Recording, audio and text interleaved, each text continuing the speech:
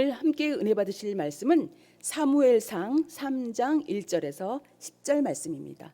사무엘상 3장 1절에서 10절 말씀 함께 봉독하시겠습니다. 아이 사무엘이 엘리 앞에서 야훼를 섬길 때에는 야훼의 말씀이 희귀하여 이상이 흔히 보이지 않았더라. 엘리의 눈이 점점 어두워가서 잘 보지 못하는 그때에 그가 자기 처소에 누웠고 하나님의 등불은 아직 꺼지지 아니하였으며 사무엘은 하나님의 궤에 있는 야훼의 전 안에 누웠더니 야훼께서 사무엘을 부르시는지라. 그가 대답하되 내가 여기 있나 하고 엘리에게로 달려가서 이르되 당신이 나를 부르셨기로 내가 여기 있나이다 하니 그가 이르되 나는 부르지 아니하였으니 다시 누우라 하는지라. 그가 가서 누웠더니 야훼께서 다시 사무엘을 부르시는지라. 사무엘이 일어나 엘리에게로 가서 이르되 당신이 나를 부르셨기로 내가 여기 있나이다 하니 그가 대답하되 내 아들아 내가 부르지 아니하였으니 다시 누우라 하니라. 사무엘이 아직 야훼를 알지 못하고 야훼의 말씀도 아직 그에게 나타나지 아니한 때라. 야훼께서 세 번째 사무엘을 부르시는지라. 그가 일어나 엘리에게로 가서 이르되 당신이 나를 부르셨기로 내가 여기 있나이다 하니 엘리가 야훼께서 이 아이를 부르신 줄을 깨닫고 엘리가 사무엘에게 이르되 가서 누웠다가 그가 너를 부르시거든 내가 말하기를 야훼여 말씀하옵소서 주의 종이 듣겠나이다 하라 하니 이에 사무엘이 가서 자기 처소에 누우니라. 야훼께서 임하여 서서 전과 같이 사무엘아 사무엘아 부르시는지라. 사무엘이 이르되 말씀하옵소서 주의 종이 듣겠나이다 하니. 네, 오늘 이 말씀을 가지고 말씀하시는 하나님, 말씀하시는 하나님이란 말씀으로 함께 은혜를 나누시겠습니다. 할렐루야. 정말 10월 첫째 주 월요일 정말 저희와 함께 하나님의 말씀을 사모하고 이곳에 성전에 모인 또 인터넷을 통해 하나님 앞에 모인 저희 모두를 또 축복드리며 또 사랑하며 또 하나님께서 은혜를 놀랍게 줄 줄 믿습니다. 아멘. 네. 오늘은 사사 사무엘의 어릴 때 있었던 말씀으로 은혜를 나누고자 합니다. 사무엘은 누굴까요? BC 11세기경에 이스라엘의 마지막 사사라고도 할 수 있고 또 첫 선지자라고도 할 수 있죠. 저희들이 잘 알듯이 사울에게 또한 다윗에게 왕으로 삼는 기름을 부은 그런 첫 선지자가 됩니다. 그래서 하나님에 의해서 세워진 이스라엘의 군사 정치 지도자였습니다. 참고로 사사라고 하면 히브리의 쇼페트나 헬라의 크리테스라는 원래 재판하다, 다스리다는 뜻으로서 소송과 분쟁을 해결하는 재판관으로서의 성격이 강했지만 점차 그 범위와 영향력이 넓어져서 정치나 군사 등으로 확대되었음을 알 수 있습니다. 사사는 그 중에서도 이스라엘을 위기에서 구하는 구원자로서의 성격이 무엇보다도 강했음을 알 수 있게 됩니다. 그래서 사무엘상 7장 15절에 보아서 사무엘은 사사기에 언급되진 않았지만 마지막 사사로 간주되고 있습니다. 사무엘은 에브라임 땅에 살고 있던 레위 지파 그앗 자손인 엘가나와 한나 사이에 태어났고 사무엘이 태어났던 시대는 아직 왕이 없던 시대였습니다. 사무엘 어머니 한나가 오랫동안 불임이었죠. 불임은 인간이 해결할 수 없는 문제였습니다. 한나는 오랫동안 기도했고 하나님께 서원하여 아들을 얻게 됩니다. 그런 기적을 맛보았습니다. 그래서 한나는 아들 사무엘을 젖을 뗄 때까지 잘 키웠다가 실로로 데려가 젖을 떼자마자 실로로 데려가서 대제사장 엘리에게 맡겨서 성막에서 자라게 했습니다. 본문 3장을 보겠습니다. 3장 1절에 보면 아이 사무엘이 엘리 앞에서 야훼를 섬길 때에는 야훼의 말씀이 희귀하여 이상이 흔히 보이지 않았더라. 당시에는 하나님께서 직접 말씀하신 일이나 이상을 보여주는 일이 드물었다고 했습니다. 이것은 무엇이냐면 결국 어둠의 시대였다는 것이죠. 여기서 말하는 이상이라고 하면 히브리어로 하존이라고 하는데 영어의 비전을 말합니다. 하나님의 이상, 하나님이 갖고 계신 비전을 말합니다. 그것을 하나님께서 보여주실 수 없었다. 보여주지 않으셨다는 얘기죠. 하나님께서는 원래 처음에 보면 성경에서부터 보면 사람들과 1대1로 말씀하셨음을 알 수 있습니다. 노아 때가 그랬고 아브라함 그리고 또 모세 때도 그랬습니다. 근데 모세 때 이후에 사람들이 점점 많아지고 다스리시면서 법을 주셨고 또 성막을 세우셨고 그렇게 하심으로 제사 등을 통해서 하나님의 마음이 어떠한지를 알려주시기 시작하셨습니다.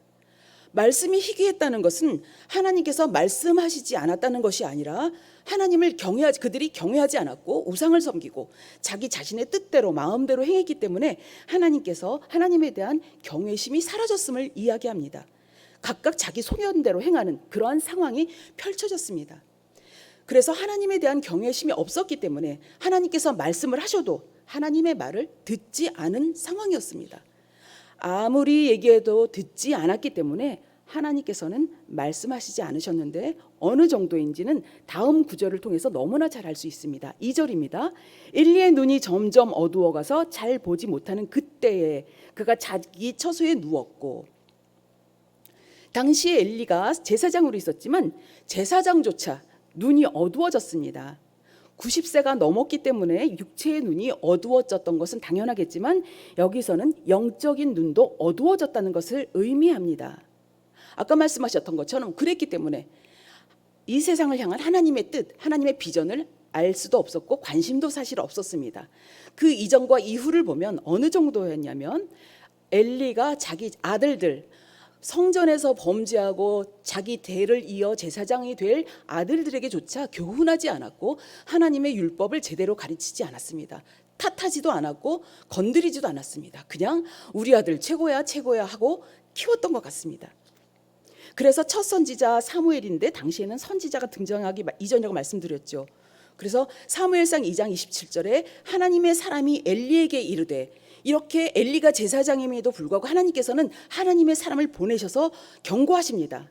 2장 29절에 엘리가 하나님의 말을 듣지 않으므로 아들 홈니와 비에네사가 범죄한 것을 또 지적합니다. 이 34절에 아들들이 한날에 죽는다는 이런 무서운 경고를 했음에도 불구하고 엘리는 계속 하나님의 음성에 귀 기울이지 않습니다. 듣지 않습니다. 마음과 이 실제의 귀가 어두워졌다는 것입니다.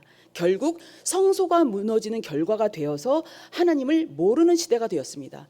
하나님을 가장 잘 섬기라는 제사장조차 이렇게 되었으니 얼마나 사회가 혼탁하고 어두웠는지 알 수 있겠죠. 그래서 결국 하나님의 사람을 보내서 엘리야가 경고를 하시지만 하나님의 말씀 듣지 않고, 그런데 아모스 8장 11절과 12절에 보면 거기서는 어떤 말씀이 있냐면 가장 큰 저주와 재앙은 하나님의 말씀이 없는 것, 하나님의 말씀을 듣지 못하는 것이 가장 큰 재앙이라고 말씀하고 기록되어 있습니다.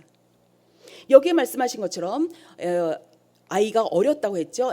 사무엘이 어렸을 때였는데 역사가 요세푸스에 의하면 이 당시에 사무엘의 나이는 12살, 12살 정도라고 합니다. 지금의 초등학교 5학년 정도의 나이였다고 합니다.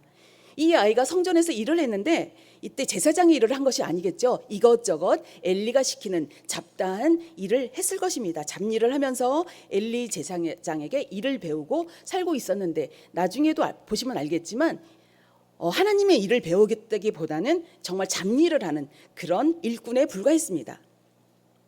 3절 보겠습니다. 하나님의 등불은 아직 꺼지지 아니하였으며 사무엘은 하나님의 궤에 있는 야훼 전안에 누웠더니, 아까 2절에 굉장히 대비는 말씀이죠. 2절에는 엘리 눈이 어두웠고 자기 처소에 누웠습니다. 제사장이기 때문에 굉장히 처소가 편안했을 텐데 편안하게 잠을 잤습니다. 근데 사무엘은 어디서 잤습니까? 하나님의 궤가 있는 야훼 전이라고 그랬는데 여기서는 하나님의 성전이라고 그러면 사실 그럼 다 주워버리는 것이죠. 여기서는 그것을 말하는 것이 아니라 하나님이 임재하시는 그곳을 말하는 것입니다. 그러니까 엘리가 편안한 자기 처소에 잘 때 사무엘은 야훼의 전에 누웠다는 것이죠. 하나님의 언약궤가 있는 하나님의 임재하심이 있는 곳에 누워 있었습니다. 그곳에서 사무엘은 생활하고 있었던 것이죠. 하나님은 여기서 볼 때 하나님은 아이라도 부르십니다. 이것이 우리한테 소망 아니겠습니까? 아이도 부르시고 아이와 같은 어린아이와 같은 심정, 지금 예수를 믿기 시작하는 아이와 같은 사람들에게도 하나님은 말씀하십니다. 4절 보겠습니다. 4절 6절 또 계속 보시면 4절, 6절, 8절에 보시면 야훼께서 사무엘을 부르시는지라 계속 사무엘을 3번이나 불렀습니다. 그때까지 사무엘이 되게 재밌지요. 하나님의 음성은 알지 못합니다. 그래서 엘리에게 쫓아갑니다. 그랬을 때 3번째에서야 엘리가, 그때도 엘리조차도 하나님이 말씀하신 것을 알지 못할 정도로 그렇게 어두웠습니다. 영이 어두워 있었고 사무엘이 몰랐다는 것이 굉장히 재밌습니다. 이 얘기는 뭐냐면 아까 말씀드렸지만 사무엘은 엘리에게 야훼 하나님이 어떤 분인지 제대로 배우지 못했다는 것입니다. 그렇기 때문에 하나님께서 사무엘아 사무엘아 불렀을 때 엘리의 음성인지 하나님의 음성인지 구분하지 못했습니다. 그때 3번째 엘리가 이제 얘기하죠. 부르면 이제 야훼여 말씀하시옵소서라고 얘기하라고 했는데 결국 4번째 3번이나 됐을 때 엘리가 얘기해 주고요. 10절에 하나님께서 다시 야훼께서 임하여 서서 전과 같이 사무엘아 사무엘아 부르시는지라 사무엘이 이르되 말씀하옵소서 주의 종이 듣겠나이다 하니 하나님이 4번이나 부르신 후에 하나님께서 말씀하옵소서 주의 종이 듣겠나이다 합니다. 결국 그때 가서야 엘리가 하나님한테 주의 종이 듣겠다고 대답하라고 얘기합니다. 그때서야 엘리가 야훼 하나님에 대한 얘기를 해준다는 것을 볼 때 굉장히 얼마나 이런 상황들이 이해가 안 가는지 충분히 상황이 이해가 되실 것입니다. 그러니까 제대로 배우지 못했고 하나님이 어떤 분인지 알지 못했겠죠. 오늘은 수능 45일 전입니다. 대학 입시를 앞두고 있죠. 하나님께서 부족한 사람들에게 어떻게 역사하시는지 하나님이 아이인 사무엘에게 부르셔서 역사하시려고 그때부터 부르셨던 것처럼 또 우리 저나 우리 사랑하는 성도님들 모두에게 각자 하나님께서 각자에 맞는 상황에 맞는 일로 하나님께서 다 부르셨을 줄 믿습니다. 저희들이 신앙생활을 하면서 하나님께서 경험하게 하신 수많은 은혜가 있겠지만 입지철만 되면 생각나는 은혜가 있기에 간단하게 함께 저의 그 사례를 들어서 은혜를 나누고자 합니다. 그리고 마무리하려고 합니다. 어쩌면 이 얘기는 팬데믹을 맞아서 점점 믿는 사람들이 적어지고 열정이 식어져가는 이때 하나님에 대한 열정 마찬가지로 세상을 살아가는 어떤 열정들이 식어가고 있으며 뭔가 두려워하는 뭔가 보이지 않는 것들에 대한 어떤 것들이 있을 때 이 말씀을 생각하면서 제가 옛날이지만 계속 되어지길 희망하여서 함께 이 은혜를 나누고자 합니다. 제가 고등학교 시절 제가 지난번에 설교 말씀드릴 때 그 여의도 수목교회에서 생활 은혜 받았던 말씀을 나눴던 것이 기억이 납니다. 하나님께서 경험하신 은혜를 나누기 앞서서 간단히 저희 고등학교 시절 신앙생활에 관해 잠깐 나누어야 이해하시기가 쉬울 것 같아 부족하지만 말씀을 나누려고 합니다. 입시를 앞둔 모든 분들은 아주 열심히 기도하고 계시겠죠. 저 역시 그 당시엔 정말 하나님께 대학 입학을 위해서 열심히 기도했던 것이 정말 생각이 나고요. 특히 이제 수목교회로 교회를 옮기면서 정말 CA 고등부 생활하면서 정말 열심히 신앙생활했습니다. 하나님의 놀라운 임재를 경험한 후에 완전히 달라진 저의 삶, 신앙생활에 대해 말씀드렸었는데요. 정말 열심히 애를 썼던 것 같습니다. 동네 교회 다닐 때도 학교가 끝나면 교회에 들러서 기도하고 집에 가곤 했었습니다.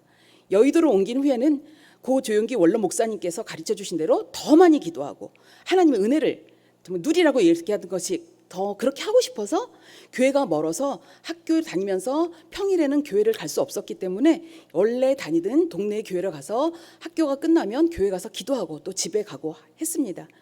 고등학교 다니면서 변함없이 열심히 교회 다녔고 지금도 있는지 모르겠지만 그 고2 때 CA 고등부의 그 구역장 부대표라는 임원을 하면서 학교에서 친구들을 모아서 어른들은 구역에서 성도들을 모아서 구역을 만드시고 예배를 드리시고 은혜를 나누셨죠. 고등학교에서도 저희 그렇게 했습니다.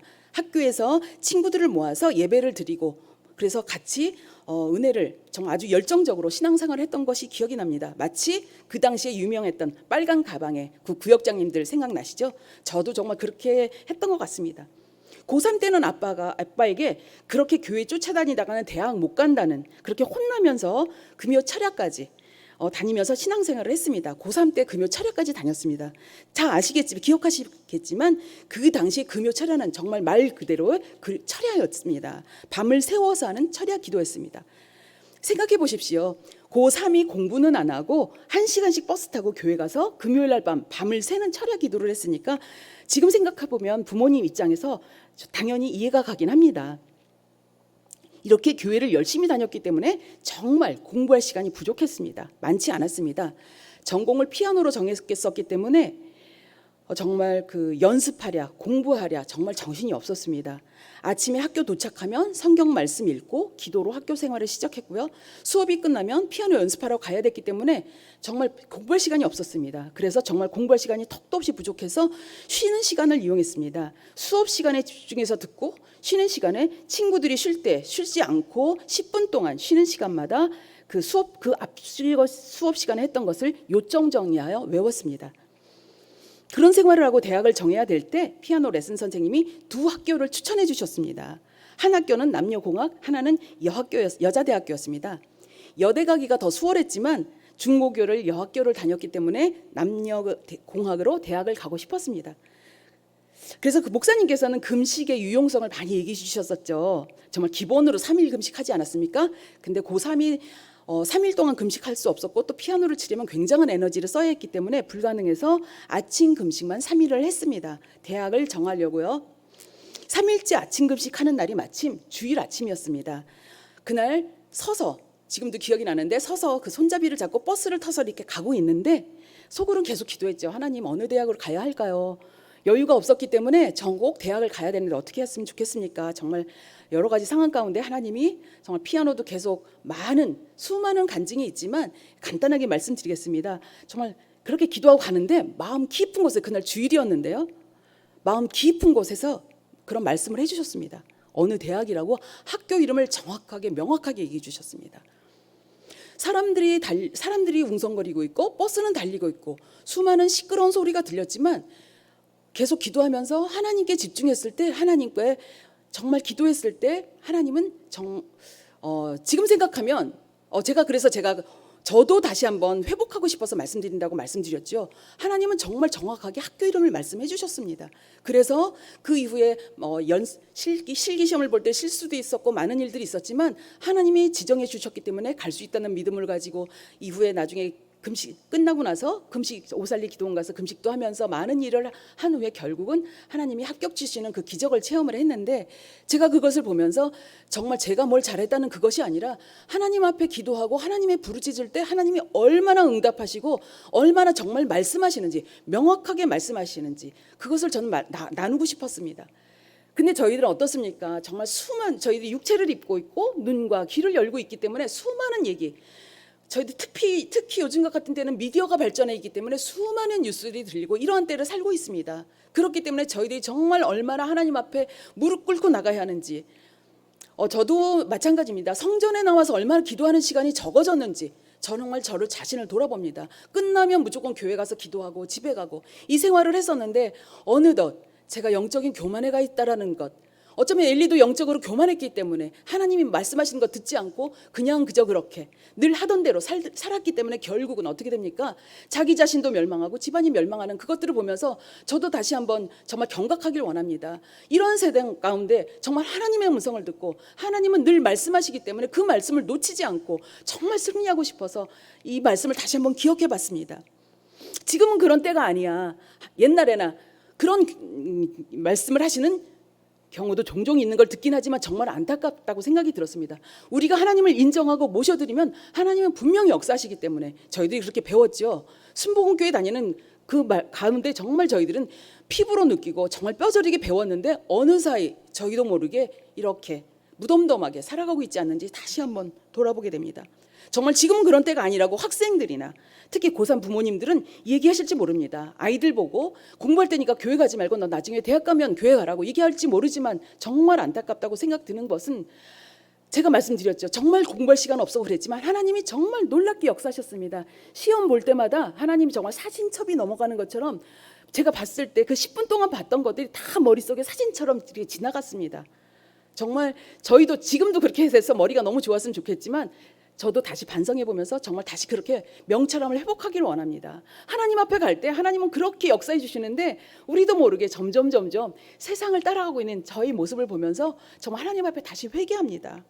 정말 하나님은 예전에도 말씀하셨고 지금도 말씀하시고 앞으로도 말씀하실 것입니다. 그렇기 때문에 정말 지금은 그럴 때가 아니라는 사탄의 소리를 정말 떨쳐버리시고 예수님의 보혈을 의지하시고 정말 어린이 아이처럼 하나님 앞에 나가서 하나님의 음성을 듣고 하나님의 놀라운 은혜를 정말 누리는 정말 저와 정말 여기 사랑하는 모든 성도님들 모두 되시기를 정말 다시 한번 마음 깊이 소망합니다.